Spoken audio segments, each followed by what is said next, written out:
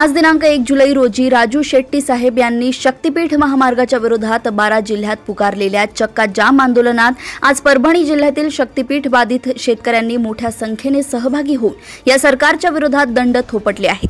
पिंगळी या गावातील परभणी ते नांदेड जाणारा राज्यमार्ग शेतकऱ्यांनी अडवून धरला।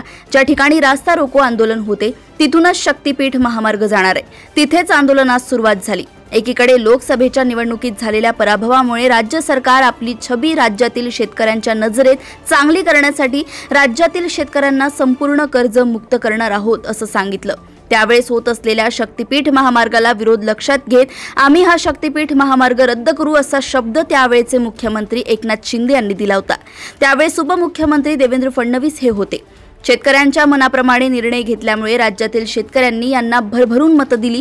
शिंदे यांना बाजूला सारून मुख्यमंत्री देवेंद्र फडणवीस झाले आणि हे राज्य आपल्या घरचं आहे या पद्धतीने निर्णय येथील जनतेवर लागताय। त्यातलंच एक म्हणजे शक्तीपीठ महामार्ग जो 12 जिल्ह्यातून जातोय आणि तेथील सर्व शेतकऱ्यांचा याला विरोध आहे। तरी सुद्धा गृह खाते आपल्या हातात असल्याने पोलिसांना आपण कसेही वापरू शकतो अशी त्यांची धारणा आहे।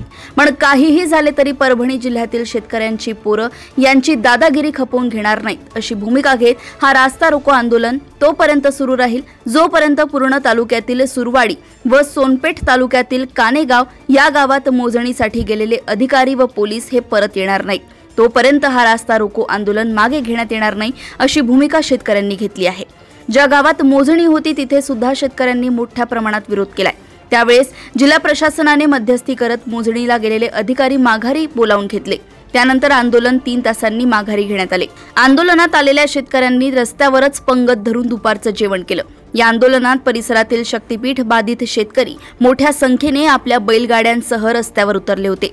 यावेळी स्वाभिमानी शेतकरी संघटनेचे जिल्हाध्यक्ष किशोर ढगे, प्रहार जनशक्ती पक्षाचे शिवलिंग बोधने, काँग्रेस पक्षाचे अमोल जाधव, सय्यद कलीमभाई, रामप्रसाद गमे, मुंजाभाऊ लोडे, शिवा दामोदर, गजानन गरुड, उद्भव गरुड, अंकुश गिरी, रामेश्वर पुरी, शंकर दामोदर, सुरेश आगलावे, कैलाश राष्ट्रकूट, शिवसांभ दामोदर, रामेश्वर साखरे, पांडुरंग साखरे, दिलीप दामोदर यांच्यासह मोठ्या संख्येने शेतकरी उपस्थित होते।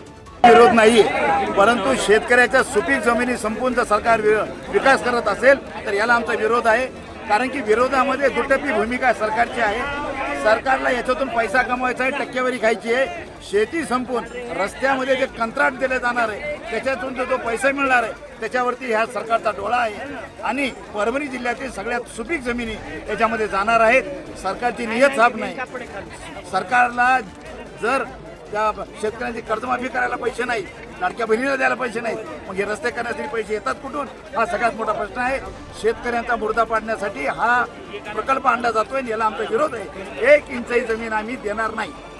आम्ही कोणत्याही परिस्थितीमध्ये होऊ देणार नाहीत। निवडणुकीपूर्वी सरकारनं केलेला हा महामार्ग आम्ही रद्द केला, याचा हा त्यांनी शब्द दिलेला होता। फडणवीस सत्तेत बसले आणि शेतकऱ्यांच्या माती हा रस्ता मारत आहेत। यातून भ्रष्टाचार करून हजारोचं गंडा ते स्वतः कमिणार आहेत आणि पुढचं सरकार कसं आणायचं, 1000च्या ऐवजी 2000 पैसे वाटू पण सरकार आणू अशी त्यांची भूमिका आहे। पण शक्तीपीठ महामार्गामध्ये हजारो लाखो शेतकऱ्यांचं वाटोळं होणार आहे। आम्ही हा महामार्ग होऊ देणार नाही। प्रसंगी आमचे मुर्दे पडले तरी बेहतर, परंतु हा महामार्ग आम्ही होऊ देणार।